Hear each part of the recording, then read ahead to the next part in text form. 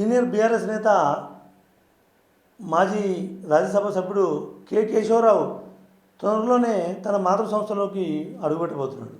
త్వరలోనే BRS good bye చెప్పి కాంగ్రెస్ గూటికి చేరుతానని చెప్పి తన సన్నిహితుల వద్ద తెలియజేసినట్టు సమాచారం. ఇప్పటికే ముఖ్యంగా కాంగ్రెస్ పార్టీలో సిడబ్ల్యూ స్థాయి నేతగా ఎదిగి అదేవిధంగా పశ్చిమ బెంగాల్ లాంటి అతిపెద్ద రాష్ట్రానికి ఇన్ఛార్జిగా పనిచేసిన అనుభవం ఉన్న కేకే బీఆర్ఎస్కు వెళ్ళడంతో కాంగ్రెస్కు చాలా ద్రోహం చేశాడన్న ప్రచారం పెద్ద ఎత్తున జరిగింది.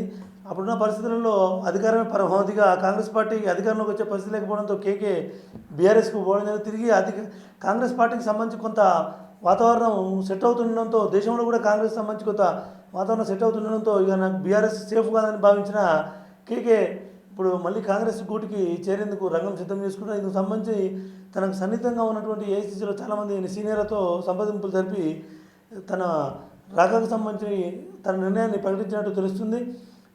అంతా ఓకే అయితే ఇంకొక వారం రోజుల్లోపే తన అయిన హైదరాబాద్ మేయర్ గద్వాల విజయలక్ష్మితో పాటు కేకే కాంగ్రెస్ తీర్థం పుచ్చుకునే అవకాశాలు లేకపోలేదు.